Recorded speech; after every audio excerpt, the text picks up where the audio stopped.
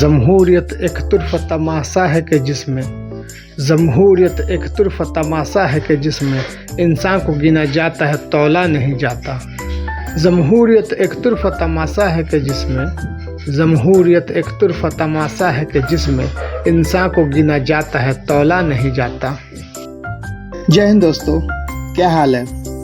I am well and hope that आप भी अच्छे होंगे। तो आज हम डिस्कस करते हैं आवर कॉन्स्टिट्यूशन, भारतीय संविधान के बारे में बात करते हैं। When we became independent in 1947, we had a few decisions to make. We had to decide on the type of government we would have. We decided to have a parliamentary democracy in which the people would choose their representatives. 1947 में जब हम आज़ाद हुए तो हमें बहुत कुछ निर्णय लेने थे। हमें यह तय करना था कि हमारी सरकार किस प्रकार की होंगी। हमने एक पार्लियामेंट्री डेमोक्रेसी का निर्णय लिया जिसमें लोग संसद के लिए अपने प्रतिनिधियों को चुनेंगे।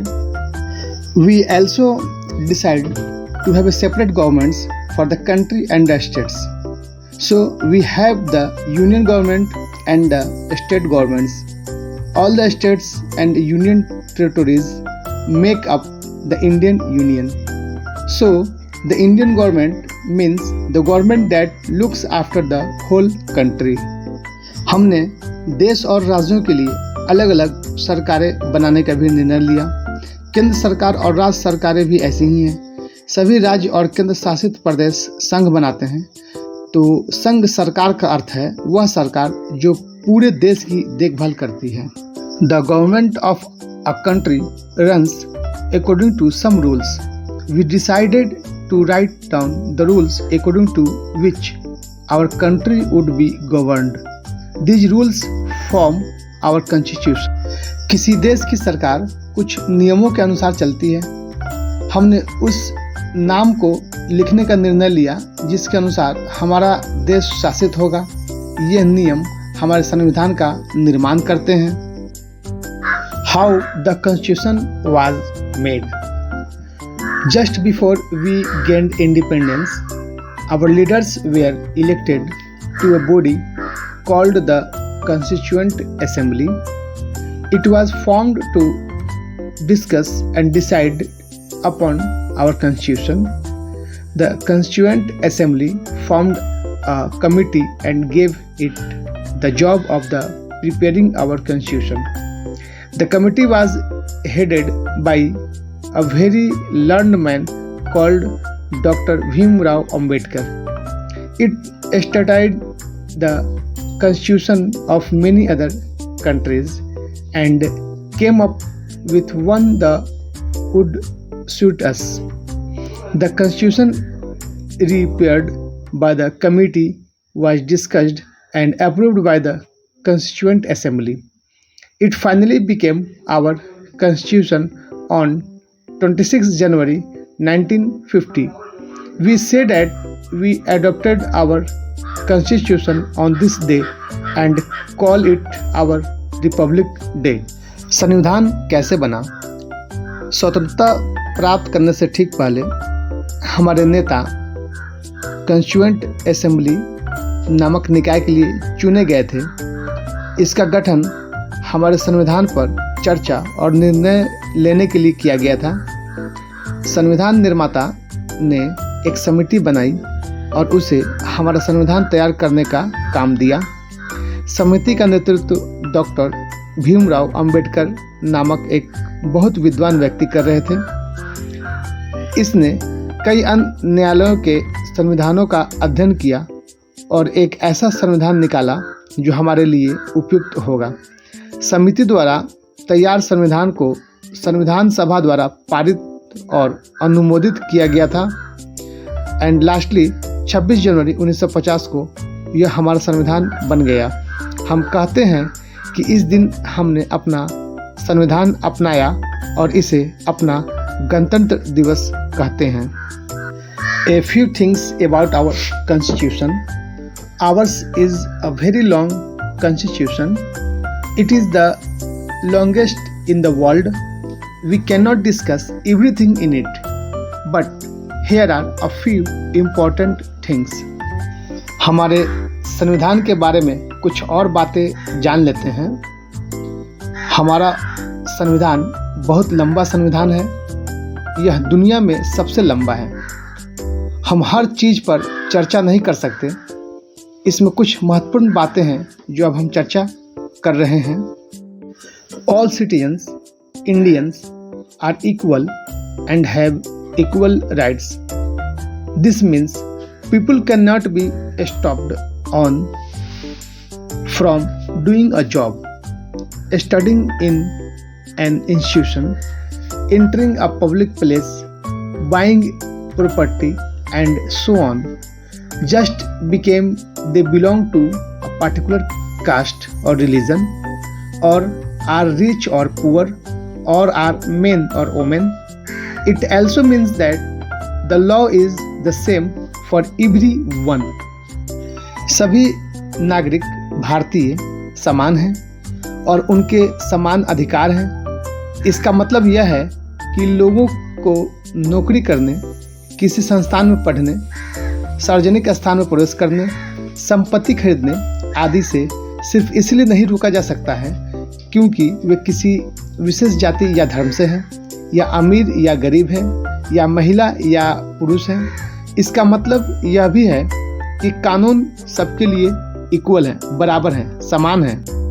Ours is a secular country. This means all religions are equal in our country. Everyone is free to practice their religion. The government does not support a particular religion. It does not favor people following a particular religion or treat people unfairly on the basis of their religion. हमारा देश एक धर्मनिरपेक्ष देश है। इसका मतलब है कि हमारे देश में सभी धर्म समान हैं। हर कोई अपने धर्म का पालन करने के लिए आज़ाद है। सरकार किसी धर्म विशेष का समर्थन नहीं करती है या किसी विशेष धर्म का पालन करने वालों लोगों का पक्ष नहीं लेता है या उनके आधार पर लोगों के साथ गलत व्यवहार नहीं करता है। India is a democratic republic. In a republic the head of the government is an elected leader and not a king or a hereditary ruler. In a democracy, the people choose their own leaders. Also, everybody is equal in democracy. Bharat एक लोकतांत्रिक गणराज्य है। किसी गणतंत्र में सरकार का मुखिया एक निर्वाचित नेता होता है और कोई राजा या वंशानुगत शासक नहीं। लोकतंत्र में जनता अपना नेता खुद चुनती है। साथ ही लोकतंत्र में हर कोई समान और बराबर है। लिबर्टी और freedom is a very important part of our constitution.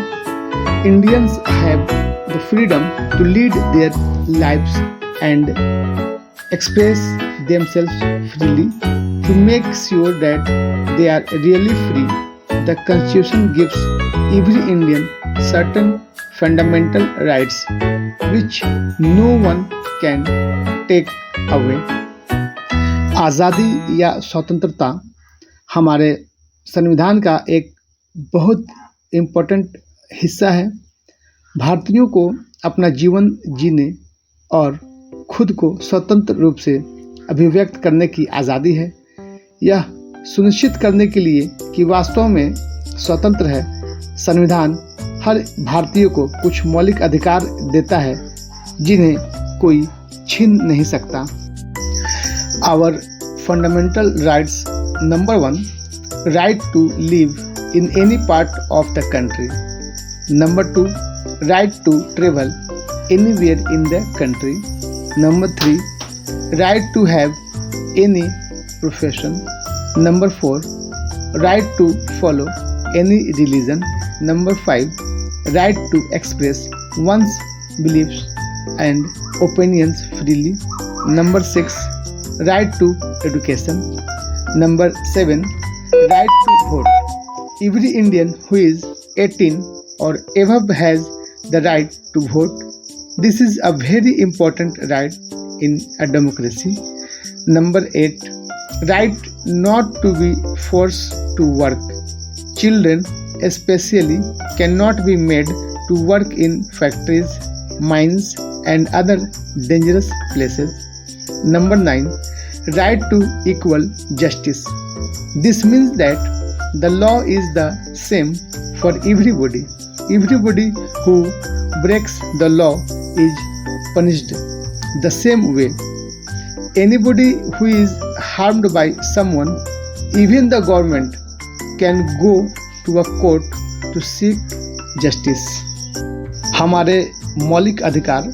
Number 1, देश के किसी भी हिस्से में रहने का अधिकार। नंबर 2, देश में कहीं भी यात्रा करने का अधिकार। नंबर 3, कोई भी पेशा अपनाने का अधिकार। नंबर 4, किसी भी धर्म को मानने का अधिकार। नंबर 5, अपने विश्वासों और विचारों को स्वतंत्र रूप से व्यक्त करने का अधिकार।